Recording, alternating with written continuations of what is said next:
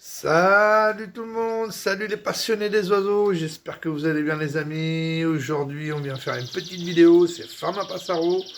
J'espère que vous avez passé un bon dimanche. Aujourd'hui un petit gris, très pluvieux, pas un beau temps, vivement le printemps comme on peut dire, mais bon, le printemps vient de finir il n'y a pas très longtemps non plus, donc il faut laisser les saisons se faire. Donc je voudrais remercier tous les abonnés de ma petite chaîne YouTube, petite chaîne sympathique, on parle que d'oiseaux. Donc voilà, on est 350, 355 abonnés, donc je voudrais remercier tous ceux qui sont abonnés. Bien sûr, remercier Lionel, son WhatsApp, Hakim, Ricardo, toute ma famille, tous ceux qui regardent la vidéo, au Portugal et ainsi de suite. Donc bientôt Noël, j'espère qu'on va pouvoir voir quelques personnes de la famille. Ça fait longtemps que je vois pas beaucoup de monde. Donc voilà, donc on va faire cette petite vidéo espérant que ça dure peut-être 20 minutes.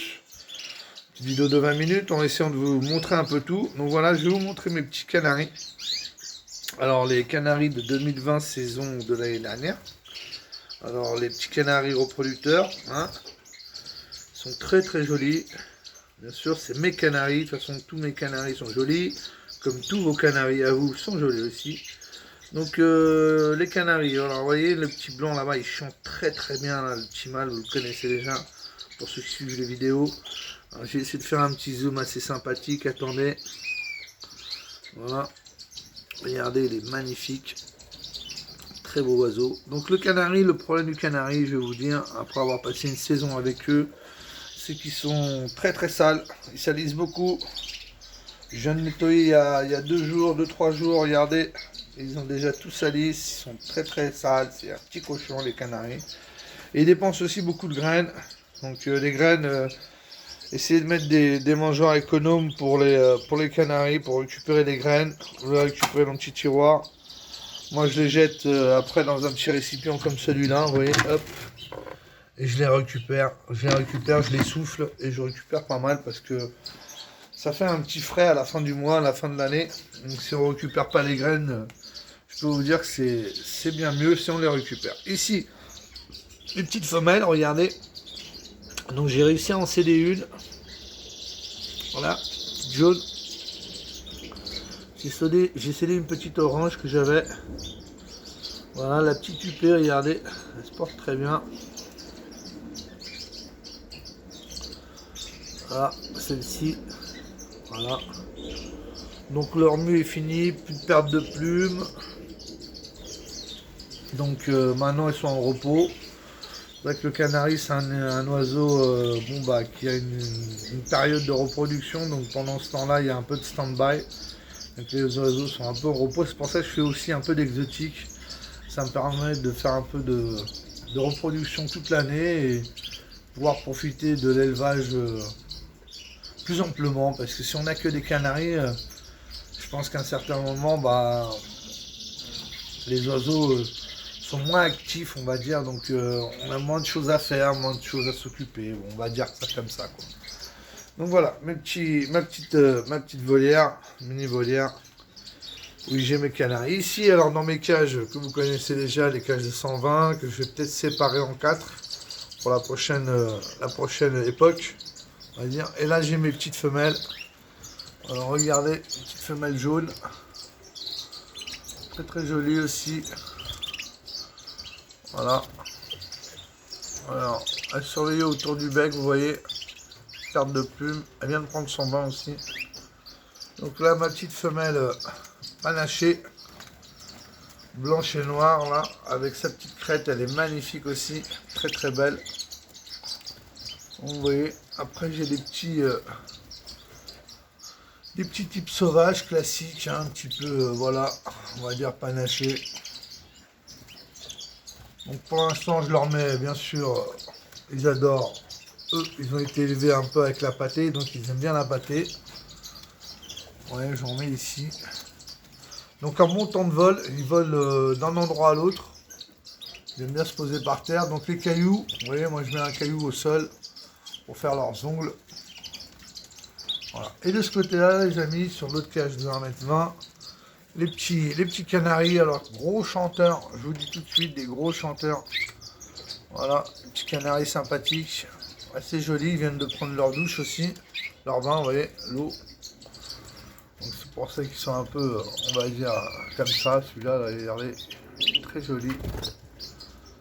Voilà, joli canari. Là, ici, c'est mon plus gros chanteur, magnifique. Huppé, regardez comment il se tient, la posture qu'il a. Un très bel oiseau. J'essaie de faire un petit zoom, je ne promets rien. Regardez.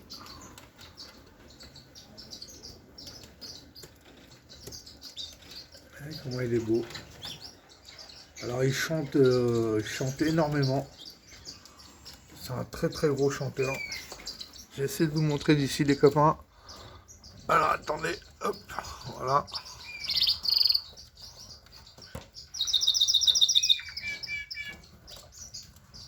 Petite parade. On va commencer à chanter.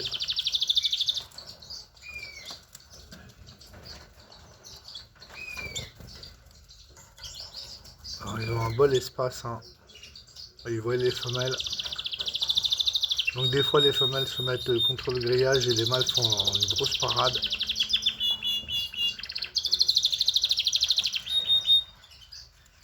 Vous voyez, ça chante. Vous voyez, ils viennent sur la petite pierre, ils sont les ongles naturellement. Voilà, des très jolis canaris.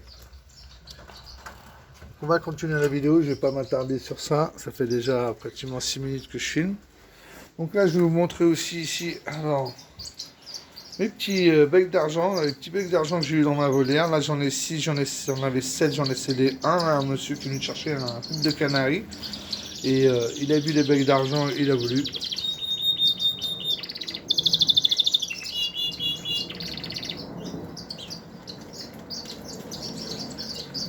Donc il a voulu un petit bec d'argent. Je lui ai dit qu'ils n'étaient pas sexés, donc c'était au petit bonheur la chance. Pour lui ça fait rien. Bon, c'est un oiseau pas facile, il a dit qu'il s'en foutait. Je voulais avoir un petit oiseau comme ça pour tester. Donc je lui ai donné. Regardez, vous entendez le canari de toute façon derrière moi, vous voyez. Voilà. Alors, donc sur les 7 j'en ai plus que 6.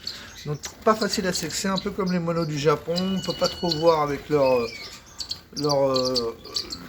couleur, ils n'ont pas trop de distinctif entre le mâle et la femelle.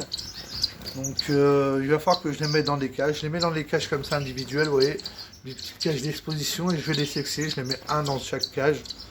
Et je vais voir celui qui chante. Donc je vais attendre un petit peu, ils sont un petit peu jeunes encore, mais je sais qu'il y en a déjà un ou deux qui chantent. J'ai déjà entendu. Donc là aussi j'ai mon petit Redificoda, le dernier.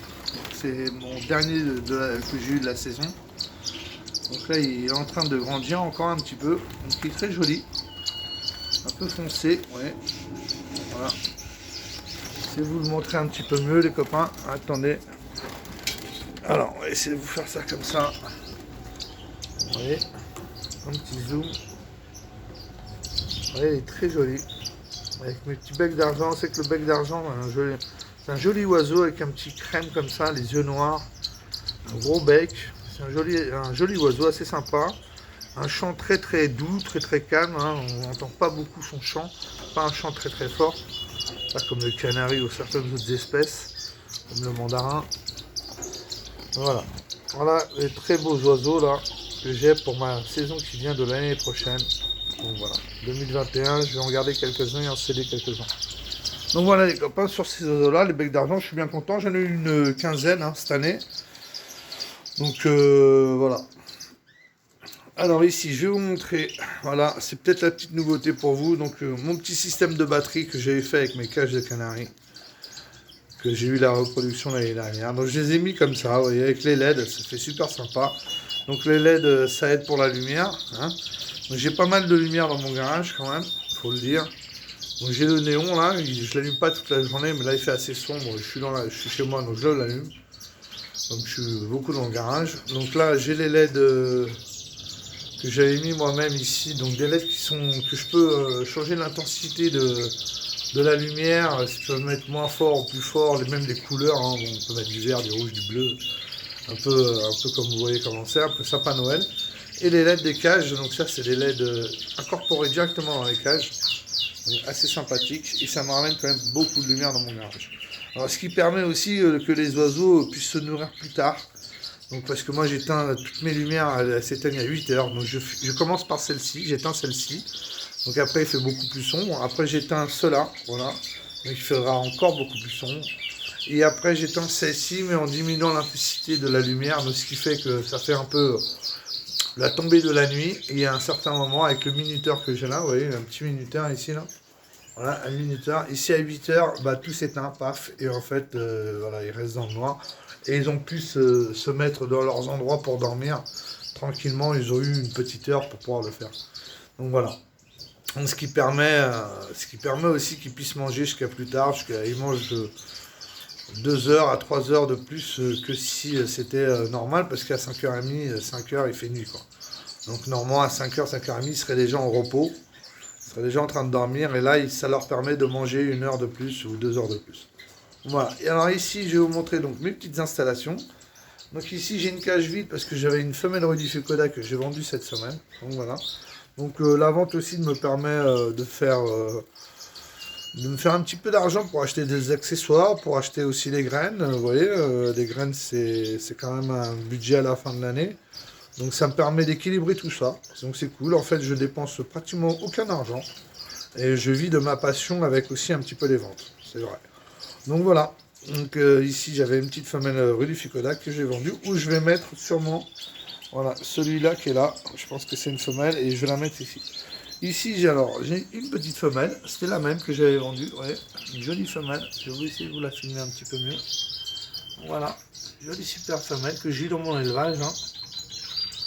Alors, on va essayer de montrer un petit peu mieux là. Si la caméra veut bien faire une petite mise au point, ça serait gentil. Merci la caméra. Ça serait cool. Voilà, c'est fait. Donc, j'ai essayé de vous la montrer un petit peu. Voilà. Alors, ici, une deuxième. Voilà, une deuxième petite femelle. Très jolie. Vous voyez, très clair. Et ici une troisième. Alors celle-ci elle est un peu plus foncée, un peu plus noire. Alors vous voyez, même les auréoles qu'elle a dans la poitrine sont un peu plus intenses. Vous voyez, très jolie femelle. Je pense que je vais avoir de jolies reproductions pour l'année prochaine. Voilà, donc déjà là ça m'en fait 3 femelles, donc en attente de leur mâle que j'ai déjà. Donc ici, alors on va commencer, j'ai mon petit couple de gould. Un petit couple de gould, le mâle est un peu vieux je pense. La femelle pond des œufs, elle a pondu des œufs, elle ne les couvait pas, donc je les ai enlevés. Je vais les laisser comme ça pour l'instant. On verra bien, petit à petit, hein, comme on dit, l'oiseau fait son nid. Donc je vais les laisser tranquilles. Si ça a fait la repro, tant mieux. Si ça fait pas, bah, j'apprécie mes oiseaux pour leur beauté de toute façon. Donc voilà. Alors ici, je vais vous montrer mon petit couple de... Alors, le mâle est toujours comme ça. Depuis que je l'ai, ça fait déjà un bon petit mois, même 2 mois que je l'ai. Et le mâle est toujours un peu en boule comme ça. Il est jamais trop content, on va dire. Donc la femelle se porte très bien, elle est un peu plus speed. Et le mâle a toujours un peu plus de mal, un peu plus moins réveillé on dirait. Donc à prendre un peu de force, même si pour l'instant ça se passe bien, hein, ça fait 2 mois qu'il est comme ça, depuis que je l'ai. Mais il meurt pas, donc il vit, il mange, hein, il boit, il n'y a pas de souci, mais il a du mal quand même à être en forme, on va dire, comparé à la femelle. Bon, il fait froid, peut-être que c'est un peu le froid qui l'embête. Mais ici dans mon garage il fait vraiment bon, donc c'est bien. Donc je vais vous montrer ici en dessous mon petit couple de hecks. Alors un petit couple de hecks que j'avais formé moi. Donc voilà, ils sont là, ils ont pondu des œufs, la première couvée. Alors la première couvée qu'ils n'ont pas couvé. Donc ils ont mis les œufs, ça il n'y a pas eu de souci. Mais après à part ça, Ils n'ont pas réussi, elle n'a pas voulu couver, ni le mâle, donc j'ai tout renlevé. J'ai refait un nid au propre, et puis on verra bien. De toute façon, c'est une espèce, je me rappelle l'année dernière, en mois de décembre, avec mon premier couple de hecks que j'ai eu. Ils avaient fait une petite portée, une petite couvée, je veux dire, en décembre, ils avaient eu des petits. Vous pouvez regarder dans les anciennes vidéos sur YouTube, je pense qu'elle y est encore. Donc voilà, à tester, on verra bien ce que ça donne. En tout cas, c'est un jeune couple, donc il ne faut pas forcer. Je mets pas de médication, je mets pas de fortivite, ni rien du tout. Je laisse faire naturellement, on verra bien ce que ça donne. Comme par hasard, vous voyez, ici, voilà. Ici, alors un petit couple de bec d'argent. Une petite coupe de verge d'argent, j'ai eu une petite aventure avec eux, une petite histoire sympa. C'est que j'avais formé ce couple-là, donc que j'ai eu de mes oiseaux de ma volière. J'avais mis une annonce pour les CD, un monsieur qui m'avait téléphoné qui était intéressé, donc je lui ai dit que oui, il était disponible. Je les avais donc bien sexés, c'était bien un couple, donc je l'attendais, le monsieur une fois, deux fois, il n'est pas venu, trois fois, quatre fois. Donc ça fait rien, je les ai mis un petit nid. Et puis de la paille, et ils ont commencé à couver, ils ont posé des œufs, et ils m'ont sorti des petits, voilà, il y en a deux, voilà, là il y en a un, qui est celui-là qui est au fond, les deux devant c'est les parents, et là et maintenant, bah, il y en a un autre, donc, voilà, l'autre il est là, vous voyez, voilà, le petit il est là, donc voilà, j'ai eu deux petits, d'un petit couple que j'attendais pas, donc voilà, je suis bien content. Ils ont bien grandi, vous voyez, c'est un oiseau. En fait, cet oiseau-là, c'est un oiseau, je vais vous dire que quand il sort du nid, peu de temps après, il est déjà bien formé, bien plumé, bien robuste, un peu comme les mandins. Leur évolution va très très vite. Pas comme par exemple les rudifucoda qui mettent beaucoup de temps à avoir leur gène comme il faut, tout ce qu'il faut, quoi, être bien en forme. Et cet oiseau-là va très très vite dans ça. C'est vrai qu'il prend tout de suite ses repères, vous voyez, il est déjà bien plumé, bien comme il faut, bien grand. Ouais. Et par contre, il y a certains oiseaux qui mettent un peu plus de temps. Donc voilà, je suis bien content avec cette petite aventure qui m'est arrivée avec ces oiseaux-là. Donc voilà, un petit coup de bec d'argent qui a eu des petits. Ici, voilà, mon petit gouttelette tout seul. Ma femelle, je l'ai perdue il y a quelques temps, donc maintenant il se retrouve tout seul. Donc en attente d'une femelle ou quoi que ce soit, je vais voir. Ici, bah, mon petit rudifucoda, celui que j'ai depuis assez longtemps, depuis l'année dernière. Donc lui qui n'a pas eu de petits, pas eu de femelle. Donc là, bon, vous en doutez, j'ai déjà des femelles prêtes pour lui. Donc un très joli rudifucoda avec une belle masque rouge autour du bec. S'il veut bien, c'est filmé. Voilà. Donc un très joli rudifucoda aussi. Alors ici, je vais vous montrer donc les hecks, je vous ai déjà montré. Et ici, je vais vous montrer les rudifucoda. Voilà, on arrive presque à la fin, au bout de 18 minutes. Donc ici, mes petits rudifucoda que j'ai eu donc dans ma volière. Donc maintenant, qui sont ici, que j'avais dans la partie fermée. Donc là, j'ai deux mâles et une femelle. Alors la femelle, c'est celle qui est au milieu. Vous voyez, elle est déjà un peu plus petite. Elle a moins de couleurs autour du bec. Donc une jolie femelle, voyez, une femelle en plus, et j'ai deux mâles. Voilà. Et ici, dans cette cage-là, les copains, aussi pareil. Alors, un petit couple de rudifucoda. Pareil, voilà, là j'ai une femelle et un mâle. Donc ça, ce couple-là, il a été fait par hasard, je les avais mis ensemble. Et je vois que maintenant c'est un couple. Donc je vais les enlever, je vais les séparer bientôt pour former les couples comme il faut. Voilà les copains. Donc dans un ensemble, vous avez vu mes oiseaux. Donc tout se passe bien dans mon petit garage, je suis bien content. Ouais, depuis tout à l'heure, vous entendez les canaris derrière moi en train de chanter, je pense que vous les avez aussi écoutés. Donc voilà, j'espère que la petite vidéo vous a plu. N'hésitez pas à mettre un petit pouce bleu pour ceux qui ont aimé, bien sûr. Mettez un petit commentaire si vous avez le temps. Et puis j'espère que ces petits moments que vous avez passés avec moi vous a plu, vous a changé les idées si vous en aviez besoin. Que les petits conseils que je vous donnais, quelques-uns, vous aidera dans votre élevage. Et voilà. Donc sinon, je vous dis un bon dimanche. Portez-vous bien. Faites bien attention à vos oiseaux et à vous. Prenez bien soin de votre famille. Et puis je vous remercie. Je vous remercie encore tous les abonnés. Et je vous dis à la prochaine avec ce petit chant de canaris. Et n'oubliez pas de regarder le prochain épisode.